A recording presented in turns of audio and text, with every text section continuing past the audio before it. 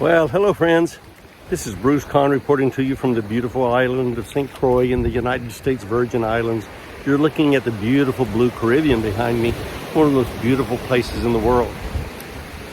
I'm talking about marine biology now, and I wanted to introduce you to one of the most interesting aspects of marine biology that ties all the world's oceans together in some ways, and that is that where people come in touch with the ocean, even though we do sail out on large ships, most of the time we go to the area where the ocean meets the land. Where the ocean meets the land is a dynamic area, especially in what is called the intertidal zone. That is the zone between the low tides and the high tides. It's also sometimes called the littoral zone. And so I'm going to come back to that term in a minute, but the main thing is that in the intertidal zone, you have animals at various levels and plants that can live either close to the ocean water or close to the land, but still remain suspended between the two. One of the most interesting ones is this little creature. These are snails, intertidal snails, called littorina or littorinids, several genera of these that exist around the world. They are among the most important members of the littoral zone, that intertidal zone. They can live in some cases right down in the water, but many of them live very high and are practically terrestrial. In fact, some of them can remain on land at the top of the intertidal zone, exposed to the air for days and days on end.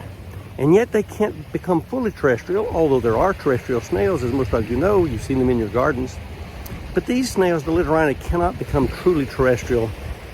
They're tied to the ocean for one reason, and that is reproduction. So in that way, they're sort of like frogs that you've heard of, that are amphibians, that can come out on dry land, but they have to go back to the fresh water to breed.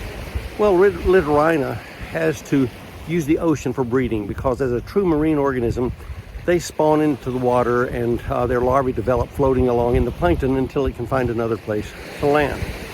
But here in the intertidal zone, they are very important creatures. If you look up close on the rocks, I don't know if you could see them there, but they're quite abundant, and they're important grazers.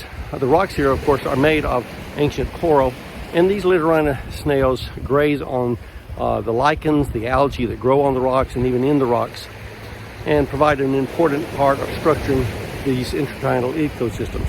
The interesting thing is, if you move farther north or south, whether you're in the tropics or in the boreal areas, getting up toward the Arctic, you will still find littorina snails, just different species, and living in different habitats, though they are always intertidal.